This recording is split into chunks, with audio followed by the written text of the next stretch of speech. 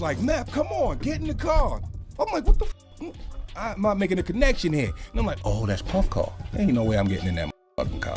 I look at Pac, and Pac got a whole different face. His face looked like that picture before he died. That face he had. Oh, that look. He had that look on his face. You know what I mean? So do you think Puffy was involved in the shooting? I believe so. I do believe so. I have proved things that I could say that will back up my claim, but this is not for the world to know about. You know what I mean? It's between me and him, and only he knows. So every time he say it didn't happen, or that's the only thing that makes this become an issue to everybody. If you're gonna act like you a gangster or a G or the king of New York, I'm gonna expect that. And when you don't come through, then I'm gonna want to crush your empire. And that's what it's time for. Method Man's finally opened up about a late conversation he had with Tupac just months before Pac was killed. And it reads like a behind-the-scenes warning. Pac allegedly told Meth to watch certain people, and Diddy's name reportedly came up, hinting that the industry was being steered in ways most artists never noticed.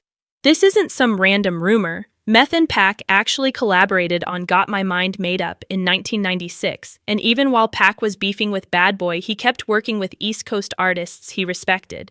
Meth was one of the few he trusted. Meth won't give every detail, but he remembers a moment when Diddy tried to get him to leave a party with him, and Meth got a bad feeling, so he declined. Looking back, Meth admits both he and Pac were paranoid then, and honestly, with everything that was happening, that paranoia makes a lot of sense. But Puffy, P. Diddy, and you around a bunch of other motherfuckers.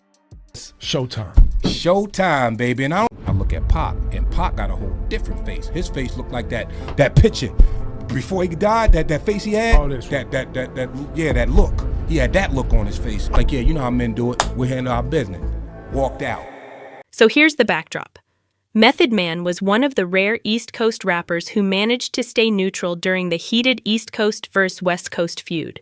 While everybody else was picking sides or getting pulled into the drama, Meth kept his respect on both coasts. He worked with Biggie and Diddy early on, but he also had real love for Pac and never let the media trick him into beefing with anyone. He wasn't about that fake industry loyalty. He just wanted to rap, hold down his people, and dodge the politics. That's exactly why Pac trusted him enough to speak openly, because Meth wasn't playing both sides. He was just trying to survive the madness. Now, Method Man has always been the type to move in silence. Even with all the wild allegations flying around Diddy these days, Meth mostly stays quiet and keeps it pushing. That's his whole style. Stay solid, don't feed into unnecessary gossip. But now, an old interview with him is resurfacing, and fans are starting to connect dots in a different way. In that interview, Meth recalls the night he actually met both Diddy and Tupac on the exact same night at a party in LA. He said Pac walked straight up to him with nothing but respect. And what really stood out was Pac immediately mentioning the Wu-Tang chain situation when Arzia got his chain snatched at Club 662. We on our way out. Lights come on at the end of the party. Party over. Lights come on. I'm blowed now. I'm like, shh. Feel a tap on my shoulder. Turn around. It's Pac. Last part, I ain't seen all night. I ain't know he was even in there. I turn around. Pac there. He's like, yo, wanna holler at, anybody? Next thing I know, cameras everywhere. So while he's saying this, I remember an altercation happened with RZA in Vegas. Something happened with the chain, and Pac was trying to tell me, if I was there, that would never happen, blah, blah, blah, blah. And I remember looking up, and Suge was like this with the cigar in his mouth, looking down at me like this. So I'm like, damn, I'm just on a plane with this. He looking at me crazy right now, So then I look at Pac, and Pac got a whole different face. His face looked like that picture before he died. That face he had. Oh, that look. He had that look on his face. You know what I mean? And I remember looking back down, and I couldn't understand anything he was saying after that because mad was going through my head, and I'm looking at the death row piece on his chain. Then he was like, yeah, we gonna all meet up. And I was like, yeah, you know how men do it. We handle our business. Walked out. Soon as I walked out the club, Tracy Waples. Love Trey Wap. Executive label executive. Yeah. Worked behind the scenes for a long time. She outside in a Benz like, Map, come on. They selling our people short, man. Get this, wear this, have this, drive this. That's not what a 10 to 14-year-old child in the hood needs to hear, that this is what's important, because it's not what's important. That's what you get when you work hard. I feel like he's not gold. I knew a different ex than like the people. I knew him my whole life. Right. So I really knew him before he turned to the big iconic star, and he always kind of stayed like. Yeah, I love this drink. Will you put my bag? I like when you like this, Daddy. Yeah, will you put my bag? Daddy, I like when you scrambling and right scraping. I like that. See, X was different than the locks. Yeah. X came first. The locks got on first, but X came first. X was the standard. By the way, Pac later revealed in an interview that he actually tracked down who stole the Wu-Tang chain and even told the crew that if they wanted to confront the guys responsible, they could come see him directly. But here's where things get strange. According to Meth, right after he finished chopping it up with Pac that night, someone from Diddy's camp came over and tried to convince him to leave with Diddy and get in his car. Meth said the whole thing felt off, so he trusted his gut and turned it down. And looking back, that decision might have saved him from something he couldn't quite put his finger on. Walked out. Soon as I walked out the club, Tracy Waples. Love Trey Wap. Executive label executive. Yeah. Worked behind the scenes for a long time. She outside in a Benz like, Meth, come on, get in the car. I'm like, what the I'm not making a connection here. And I'm like, oh, that's Puff car. That's Puffy car. Ain't no way I'm getting it. No. Everybody knew that Puff took Tupac blueprint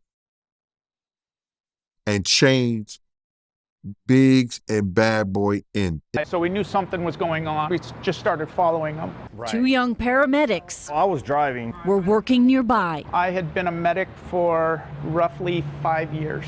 I was 22 years old. Jim and Shane, now Henderson firefighters, have asked us not to use their last names because they're concerned about. And now, with all the disturbing details surfacing about Diddy's infamous private parties, that little moment suddenly feels a lot heavier. Meth didn't say anything crazy in that interview. He just laid out the story plain and simple. But fans are the ones connecting the dots, especially now that so much has come to light about Diddy's behind-the-scenes lifestyle and the way he was allegedly pulling rappers into his world under the guise of partying. Tennessee, come out and play. If y'all know, Pac was locked up, right? Yeah. When Pac came home, this how 100 Death Row kept it with him. When Pac came home, whatever material Dog Pound had, Dre had, Snoop had, any of them had, they gave to Pac so he could do his album. So that's why when you listen to the album, California Love was supposed to be on Dre's album. Right. You know what I'm saying? The one that I'm on with Red and Red, and that's supposed to be for the Dog Pound album. And Rage was in the spot that Pac was in. And Deck was on the record also. But by the time Pac got on it, you know, but when I met the brother later on down the line, it was at when all this East-West crap was going on, but it wasn't no East-West crap when Bad Boy and Death Row or whatever was going through their little. I remember because I was high and I was big. And you know, I'm big, but I'm in LA. It's just me. I ain't out there with nobody. Y'all had a mansion out there. Remember that? Yeah, we did, but we didn't have no mansion then. It was just meth out there. Like, boom, I'm in here, right? So I remember sitting up in one of the booths. You know how House of Blues is set up. I'm sitting in one, and this is the pre-Soul Train party. So I'm sitting up in one of the booths, and I'm just like looking around at everything, and I'm starting to feel the tension. Before that, I wasn't feeling the tension. I mean, we was even, the plane coming to LA, Suge was on our plane. Love. You know what I'm saying? So it was all love. I'm in there and just tension. It just felt weird. And I remember seeing Puff come through. That's where it started for me at. Because I remember seeing Puff come through, and Puff had like 5 bodyguards with him. And this was like one of the only times Puff ever stopped to speak to me. You know what I mean? Like, yeah, back in them days. During those days. You know, Big was still alive, whatever. This one is how first stopped to speak to me. So, you know, I felt a little uneasy, like, what the was that about? Puff don't do that. I'm like, what the So I had to shake it off, and I'm sitting up in the booth, and I remember somebody snapped me out of funniest thing. First funniest person ever snapped me out of it. Latifah came through. For Dolo. And you know, La got that bop. You know, like, man, that's you, Method Man? What the you doing in that corner? I was like, yeah, what the am I doing in this corner? Got up, passed me, I don't want to get fired, you know. What up, Dana? What up? And after that, it was just Culiente. To make a long story longer, we on our way out. Lights come on at the end of the party. Party over, lights come on. I'm blowed now. I'm like, feel a tap on my shoulder, turn around, it's Pac. I ain't seen this all night. I ain't know he was even in there. I turn around, Pac there, he's like, yo, wanna holler at, you know, anybody want with this Wu-Tang next thing I know, cameras every So while he's saying this, I remember an altercation happened with RZA in Vegas. Something happened with the chain, and Pac was trying to tell me, if I was there, that would have never happened. Blah, blah, blah, blah. And I remember looking up, and Suge was like this with the cigar in his mouth, looking down at me like this. So I'm like, damn, I'm just on a plane with this. Why are you looking at me crazy right now?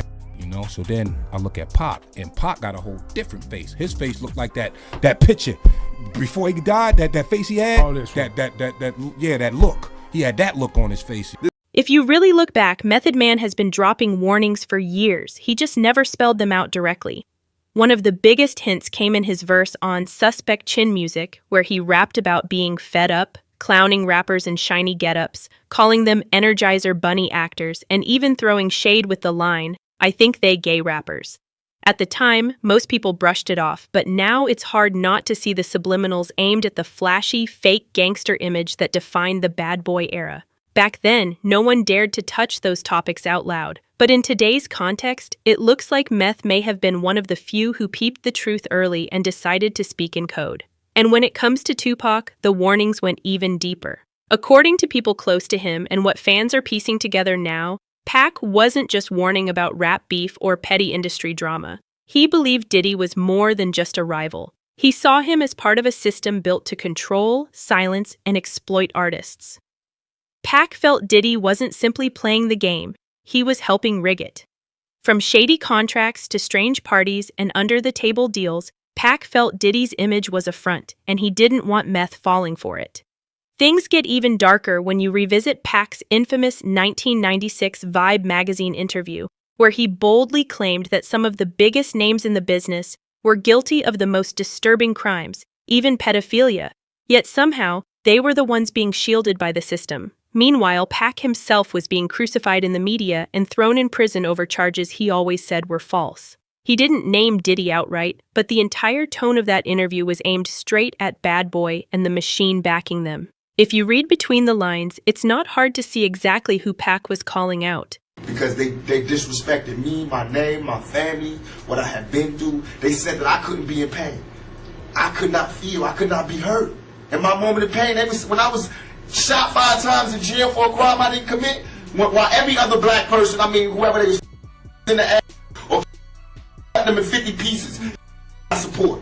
I go to jail for a crime everybody know I did not commit 5 times, and I'm getting jail, wompty, they just saying anything to assassinate my character. What that showed me, remember this lack of a conscience when I come out. Remember this lack of mercy when I come out. Remember this lack of compassion when I come out. And I will do anything to protect and feed my family. And these represent a threat. And I remember looking back down, and I couldn't understand anything he was saying after that because man was going through my head, and I'm looking at the death row piece on his chain. Then he was like, yeah, we gonna all meet up. And I was like, yeah, you know how men do it. We're handling our business. Walked out. Soon as I walked out the club, Tracy Waples. Love Trey Wap. Executive label executive. Yeah. Worked behind the scenes for a long time. She outside in a Benz like, Meth, come on, get in the car. I'm like, what the I'm not making a connection here. And I'm like, oh, that's Puff car. That's Puffy car. Ain't no way I'm getting in that car. No way. Even though, I ain't got no beef with Puff. And I ain't got nothing with no East West. But there's no way I'm getting because then it looks like you picking sides. Boom, and bam. Outsiders would have never thought that Puff and Meth didn't have a relationship like that. I'll be there for you. That remix that you guys won a Grammy together. Y'all gotta understand. Okay, Puffy the man, like Sean or whatever. You get him one-on-one. Puff is the coolest on the planet. I played Torture with him when I did the song with Big. But Puffy, P Diddy, and you around a bunch of other. That's Showtime, baby. And I don't blame him because he got to live up to the persona, you know what I'm saying? And maybe that really is his persona, but like I said, he wasn't the type of person go out his way to speak to you. But that's not even the end of it. Another old interview has resurfaced where Suge Knight hinted at something strikingly similar, claiming that Tupac was genuinely worried about certain powerful industry men who were living on the down low and might actually pose a danger to kids. If it was a rapper that mess with guys and go both ways, Pac didn't feel that was good. Because Pac felt he was real serious about the music. So if you're a producer or you rap, And regardless if you're married or not, and you got a boyfriend that works for you, a real boyfriend who used to be a dancer, Pac would studied all the facts. Pac was real smart. So before he say something, he'd go and do his homework.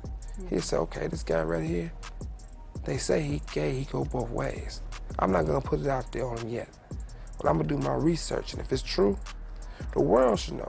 Because this guy might be around one of those little kids one day and mess around with them, and so I'm gonna do it to actually save him from molesting a little child. That's why Pac attacked certain rappers and said they gay. Pac was my friend, and when he came to Death Row Records, they all kind of adopted a certain lifestyle, whereas it was a big, major beef going on. So it was a kind of a rule in place that all artists were supposed to wear their bulletproof vests at all times.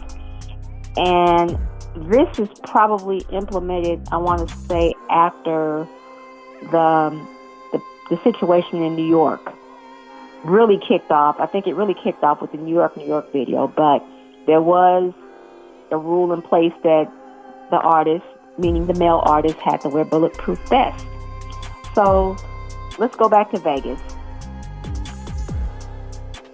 I know at that moment, after Tupac got into the fight, he went upstairs to redress and came down with the jersey on. And he stood on the side of my Suburban on the roll bar. And my eyes automatically went to his upper body, meaning that with that jersey on, you could see the indentations inside. A jersey has holes, so you can kind of see what's going on inside, on the side. And it was obvious that he did not have a bulletproof vest on. It was obvious. It was no speculation. And here's what the tricky part is. When I asked him, where's your bulletproof vest on? He stated, I don't have to wear one now. It's cool. I don't have to wear one now, people. Now, he could have stated, look, I didn't have to wear one the whole time I'm in Vegas because we're good. It made more sense for him to say I didn't have to wear one now. Now meaning that he's on his way to Club 662, which is a club exclusively owned by Suge Knight. And you were not getting in that club, no outsiders, no off-brand dudes, nobody that was not on the list or friends with Suge were getting in there, especially men. If they didn't know you, you weren't getting in there. Women, they were a little bit more lenient, but he was going to a home party where he didn't have to worry about any outside influence. So when he relayed that to me, I don't have to wear one now. That means that I've had one on prior. Vegas is a big place. Anything can happen in Vegas. So I'm out here to protect myself wherever I go. And when you look back at all this now, it's obvious Tupac was way ahead of his time. He wasn't just calling out fake homies or shady record deals. He was trying to blow the lid off something much bigger. Pac believed what Diddy was doing went beyond rap beefs and chart battles. He suspected Diddy was tied into a darker machine, a network of protected elites in the music industry who could do whatever they wanted behind closed doors and never face consequences. Pac was one of the only artists bold enough to try and expose it, and that's likely why he became such a heavy target. And the crazy part? Tupac wasn't just beefing with rappers. He was literally being tracked and monitored by the FBI for years. So they saw that COINTELPRO, the counterintelligence program set up by J. Edgar Hoover, saw that the Panthers were doing a damn good job because all over the country they got this buzz. Similar to how Thug Life is. Drug Life? Thug Life. Thug Life. Yeah. So now, the Panthers got everybody talking about the Panthers and we want to be free and we want decent housing. We're talking good, not just bitch hole, straight good. and they start infiltrating. Now, why would they do this to a young black organization? And why would you not think they would do it to me? They infiltrated them, meaning they got people to say that they were Panthers, they joined the Panthers, and they would start the ruckus. Like, say, let's go shoot up the Botanical Gardens or some shit. You know what I'm saying? And do it in the name of the Panthers, but it's a cop. You know what I'm saying? And everybody think it's the Panthers because he's dressed like a Panther. You know what I'm saying? And he's screaming the Panthers, but he's a cop. He's been sent by the FBI. They got papers to document this shit. Interesting how hip-hop, rap music in the beginning, or a song like Grandmaster Flash's The Message, where basically they were saying, you know, it's like a jungle sometimes. I wish, you know, I wonder how I keep from going under. The whole root of what that song was basically saying, look, these are the problems here.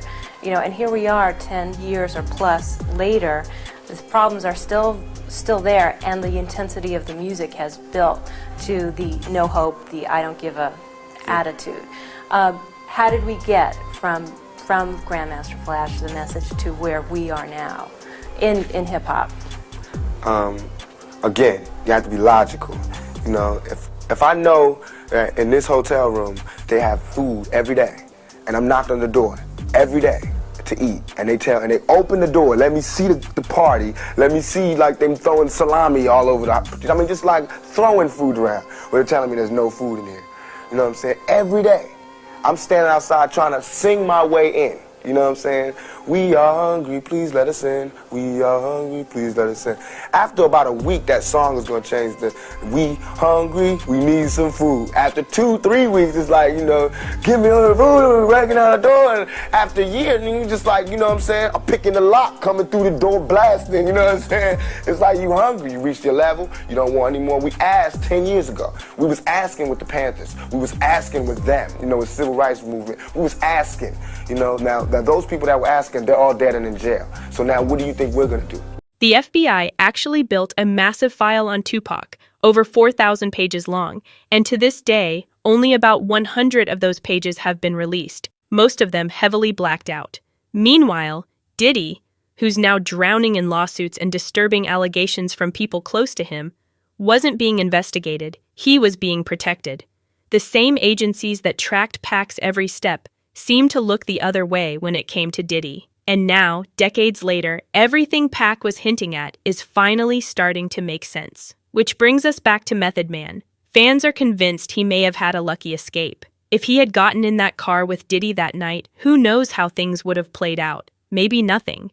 Or maybe he would have been pulled into something he could never walk away from. So what do you think? Was Tupac trying to warn not just Method Man, but the entire industry? Was Diddy really operating as part of a bigger, darker machine? And why did the system work overtime to silence Pac while protecting Diddy? Drop your thoughts below, and I'll see you in the next video.